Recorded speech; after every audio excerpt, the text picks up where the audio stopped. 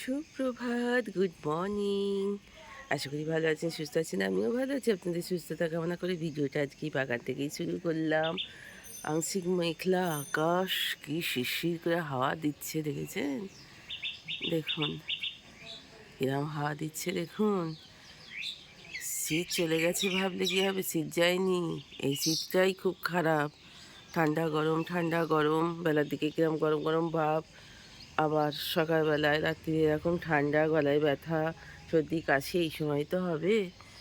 তো এই সময় সাবধানতা অবলম্বন করতে হবে। আমার বৃদ্ধ বনিতা সবারই, বাচ্চা কাচ্চা থেকে সবাইকেই। তো যাই হোক, আমার যেহেতু সেই পচা খোল দিয়েছিলাম গোড়ায়, সেই হেতু গোলাপ গাছগুলো এত কচিয়েছে দেখেছেন, লাল লাল পাতা, কি সুন্দর। তো চলুন এবার চাটা করে রান্নাবান্না চাপিয়ে দিই। তো রান্নাঘরে চলে এলাম, মাছ বার করলাম, ফ্রিজ থেকে একটু ম্যারিনেট করে নিলাম। বাচ্চারা আমার বাটাপোনা মাছ, আর বাবির জন্য কাটাপোনা। এখানে একটু আলুটা সিদ্ধ করে নিয়েছি, একটু ফুলকপির তরকারি করব, আর একটু উচ্ছে আলু বেগুনের তরকারি করব। চলুন এই রেসিপি। এখনও চাটা করা হয়নি, বাবি বাচ্চু কেউই ওঠেনি। ঘড়িতে এখন বাজছে মনে হচ্ছে 6:45 নাগাদ।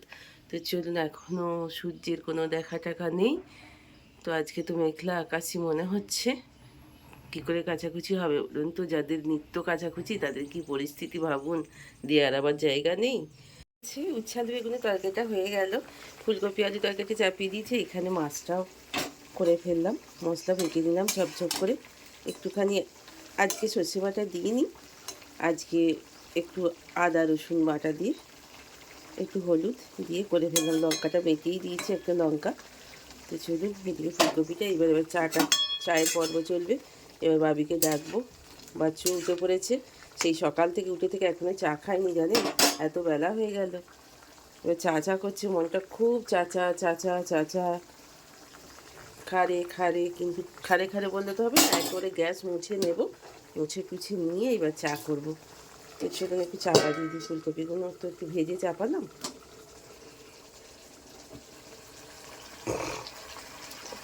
তো চলুন চাটা এবার চাপিয়ে দিয়েছি। এখনও সেই সকাল থেকে চা খাওয়া হয় না, রান্না হয়ে গেল, গ্যাস মোছা হয়ে গেল, সব হয়ে গেল। দেখুন চা খেলাম না, এই ওষুধটা খেলাম খালি পেটে। খেয়ে এইবার চা চাপিয়ে দিয়েছি। বাচ্চুর আমার বাপি দুজনারই একটু যেতে দেরি আছে বলে একেবারেই চা খাবো ভাবলাম, তো একেবারেই দুধ চা। তার মধ্যে আবার দোকান গেলাম, একটু ঘরে লিকুইড দুধ নেই, পাতা দুধ নিয়ে এলাম, আমুল স্প্রের প্যাকেট নিয়ে এলাম। নিয়ে এসে তবে চা, জানেন কি আর বলবো আপনাদের।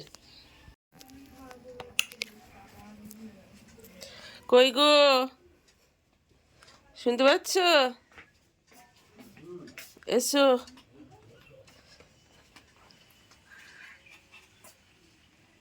গুড মর্নিংটা কে বলবে?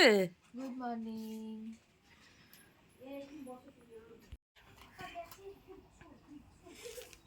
দেখেছিস তো স্বতঃস্ফূর্ত আছে। তাহলে ওটা কি ও ভালো হয়ে যাবে। আগের বারেও যতক্ষণ 1.5 মাস ধরে ও অসুস্থ ছিল, 2-3 মাস ধরে। বাচ্চু বাবি বেরিয়ে যাওয়ার পর এবার রান্নাঘরে আবারও চলে এলাম একটুখানি চা করার জন্য। একদম মাথাটা ধরে আছে সেই সকাল থেকে উঠে থেকে, মানে কি বলবো আপনাদের, বাপরে বাপ ছুটোছুটি।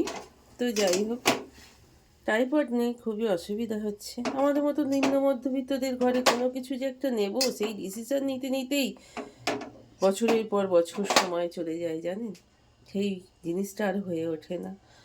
তো চলুন চাটা খেয়ে নিই, খেয়ে নিয়ে এবার ঘরের কাজকর্মগুলো গুছিয়ে টুছিয়ে নিয়ে স্নান টান করে পুজো টুজো করে নিই। বেলা টেলা হয়েও যাচ্ছে, অনেক বেলা হলো, বইতে পারছি 10টা। তো টাইপয়েডটা যে কবে নেব সেটা আর ভেবে পাচ্ছি না, ডিসিশন নিতে নিতেই কত টাইম চলে যাচ্ছে। তো ঘরে চলে এসেছি, এবার বাইরের সব কাজকর্ম শেষ করে বাচ্চু বাবি চলে গেল। আমি আর কাচাকুচি বাসন মাজা সব বাসি কাজ সব শেষ করে এবার চলে এসেছি ঘরের কাজে। তো বিছানাটা পরিষ্কার পরিচ্ছন্ন করে নিই, করে নিয়ে তারপর ঘরদোর ঝাঁট দিয়ে এবার স্নানে যাব, স্নানে গিয়ে পুজোটা করে নেব। তো চলুন। তো এই শতরঞ্জিটা পাতাই থাকে, অবশ্যই এর ওপরে বাচ্চু বিছানা করে। তো ঝুনি শুয়ে থাকে বলে বাচ্চু আর মানে বাচ্চু আর এই শতরঞ্জিটা তুলে না, কারণ বাচ্চু বিছানাটা বাচ্চু তুলে যায়। দীপালি এসছে একটু কাজ করতে, ঝনও বেরিয়ে গেছে। দীপালি আমার সঙ্গে একটু গল্প করতে এসেছিল। কত ঝাঁটপালা দেওয়া হয়ে গেল, এবার কাপড়গুলো একটু ওলঝাল হয়ে পড়েছিল। কদিনে তুলবো তুলবো ভাবছিলাম, কিন্তু তোলা আর হচ্ছিল না। তো চলুন, কালকে একটু রোদে দিয়ে দিয়েছিলাম, দিয়ে গুছিয়ে রাখা হয়নি। তো চলুন এবার বেশ কিছু শীতের বস্ত্র এবং কাপড় চোপড়গুলো ভাঁজ করা হয়নি, এগুলো একটু গুছিয়ে গেছে, একটু তুলে নিই।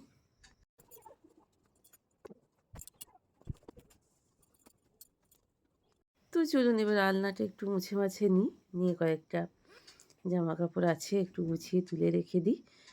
তো স্নানের আগে এইসব ঝাড়াঝুড়ি কাজগুলো যদি করে নেওয়া যায় তো একটু ভালো লাগে, জানেন তো। স্নান করার পর তো আর, ও বাবা এখানে 5টা টাকা পড়েছিল দেখলেন, পয়সার যেন ছড়াছড়ি, ও বাবরে। তো যাই হোক, 1 টাকা 2 টাকা 5 টাকা যদি পাওয়া যায় না, আমার কি আনন্দ লাগে জানেন তো।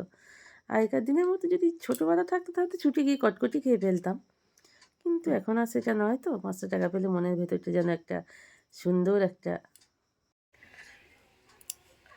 স্নান টান হয়ে গেল, পুজো হয়ে গেল, প্রত্যেক দিনের মতো আপনাদের সঙ্গে যেমন এই টাইমে আমার দেখা হয়, আপনারা আমায় দেখেন, কাজকর্মেও দেখেন।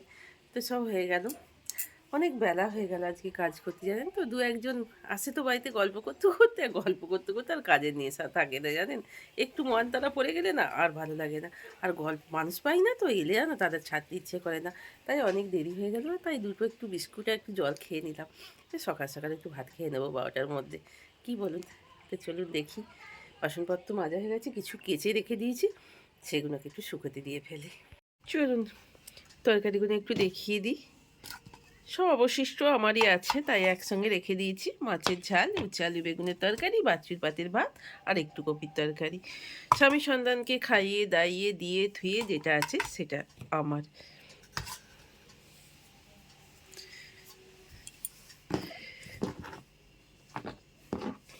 দেখেছেন, এত দুষ্ট, এত শরীর খারাপ, তা সত্ত্বেও এখানে চুপ করে এসে বসে আছি, জানেন। দেখুন ওকে কি বলবো বলুন তো, বেরিয়ে যাওয়ার ধান্দা। বাসনগুলো গুছোনো হয়ে গেছে, কাপড়গুলো এখনও কাঁচা হয়ে গেছে, শুকোতে দেওয়া হয়নি। এদিক ওদিক ছড়িয়ে ছিটিয়ে সব পড়ে আছে, গুছিয়ে নিতে হবে। লাঞ্চ করে নিয়ে একবারে টেবিলটাকে মুছে মাছে নিই, নিয়ে দুটো একটা যা বাসন আছে একেবারে ধুয়ে ফেলবো।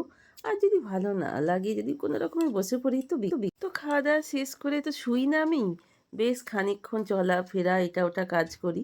তো বাঙ্গালোর থেকে বলে দিয়েছিল খেয়ে দিয়ে রাত্রে বা দিনে কোনো মতেই শোয়া বা বসা যাবে না।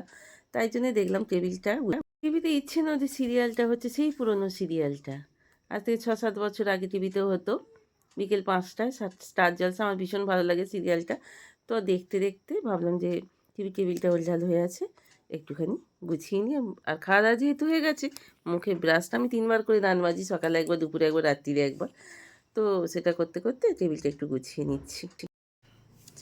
তো এবার ফ্রিজটাকেও একটু মুছে টুছে নিচ্ছি। ফ্রিজের যে ওপরে যে বাবির একটা স্কার্ফ চাপা দেওয়া থাকতো, আমার কভার নেই, আমি কভার কিনিও নি, আমার কভার ভালো লাগে না, তো আমার কেনাও হয়নি।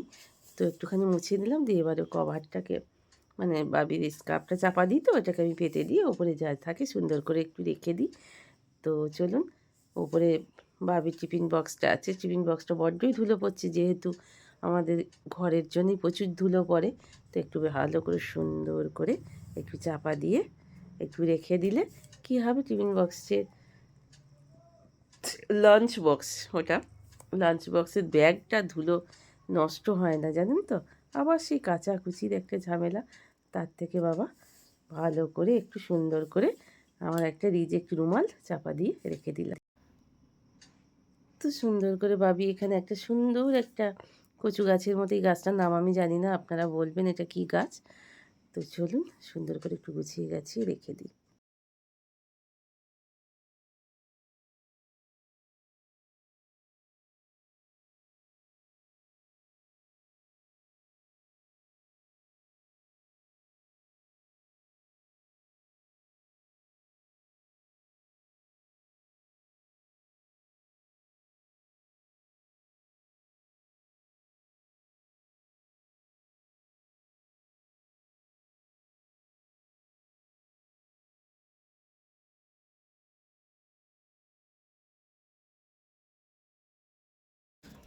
তো পরিযায়ী পাখিদের দেখতে দেখতে হঠাৎ করে মনে পড়ে গেল বোতলে জলগুলো ভরা হয়নি। তো চলুন বোতলের জলগুলো একটু ভরে নিই, ভরে নিয়ে তারপরে বাসন কোসন কটা আছে, দুপুরবেলা মাছ দেওয়া ভালো লাগলো না, ওগুলো একটু মেজে নিলেই আজকের মতো এই বেলাকার মতো কমপ্লিট হয়ে যাবে কাজ। অনেকটা না করে চলে গেছে, বেশ গাটা শিরশির করছে। বিকেলের দিকে বিকেলে এত সন্ধ্যের সময়, ভর সন্ধ্যের সময় আমি কাজ রাখি না জানেন তো, কিন্তু এই কী বলুন তো, আজকে একটু গল্প করতে গিয়ে প্রতিবেশী লক্ষ্মীটির সঙ্গে একটু দাঁড়িয়ে গল্প করতে গেলাম। ছোটো দিনের বেলা চলে গেল, তাও তো অনেকটাই বেলা বড় হয়েছে। Good evening. তো চলে এসেছি, বলবো না বসে আছি বলবো। ভাত হয়ে গেছে, সকাল সকাল আপনাদের বিকেলেই বললাম যে ভাতটা চাপিয়ে দিয়েছি, ভাত হয়ে গেছে। আর বিট, গাজর, একটু বাঁধাকপি, একটু বিনস সব কিছু দিয়ে একটা সুন্দর করে তরকারি করে নিয়েছি।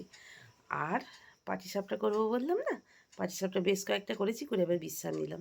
কেন বলুন তো, বাচ্চাবাবু অফিস থেকে এলেন, ওর সঙ্গে একটু গল্প গুজব করি, সারাদিনে কী করলেন, কটা মেয়ে দেখলেন। মেয়ে তো অসংখ্য, টাকারই হবে এখানে। ও বাবা, তবে জিজ্ঞাসা করতে হবে না, বলুন বাবা, একটা মাত্র বড় বলে কথা, তাই না? তো যাই হোক, অনেক রসিকতা হলো। রসিকতা যদি না করে জীবনটা বড্ড ভার ভার মনে হয় না বলুন? একটু যদি আনন্দ আহ্লাদ নিজেদের মধ্যে না থাকে, তো জীবনটা বড্ডই মনে হয় ভারী হয়ে গেছে। এটাকে হালকা করার জন্য অনেক কিছু করতে হয়। তো চলুন ভিডিওটা এইখানেই শেষ করে দিচ্ছি। তো যদি ভালো লেগে থাকে একটা লাইক কমেন্ট করে দেবেন, নতুন বন্ধু হলে সাবস্ক্রাইব করে আমার পাশে থাকবেন। তো আজকের মতো এখানে শেষ করছি, আবার আসবো কাল একটা নতুন ব্লগ নিয়ে। ততক্ষণে দিনে শ্রাবণী বকবকানি গাছগাছা নিয়ে এখানেই শেষ করলাম। ভালো থাকবেন, সুস্থ থাকবেন, পরিবারের সঙ্গে ভালো করে দিন কাটাবেন। তো আজকের মতো এখানে শেষ করছি। ও হ্যাঁ, শুক্রবারে মৌনী অমাবস্যা কী করবেন বলুন তো? দুটো জিনিস বলছি সামান্য। একটা, যখন স্নান করবেন, গঙ্গা স্নানটা খুবই পূর্ণ হয়, সেটা যদি না থাকে, প্রত্যেকের বাড়িতে গঙ্গা জল থাকে, স্নানের জলে একটু গঙ্গা জল মিশিয়ে স্নান করে নেবেন। আর তুলসী গাছে একটু দুধ দিয়ে প্রণাম করবেন। সংসারে অনেক আয় পয়, অনেক নেগেটিভ দোষ থেকে সংসারকে মুক্ত করতে পারবেন। তো আজকের মতো এখানে শেষ করলাম, ভালো থাকবেন, গুড নাইট।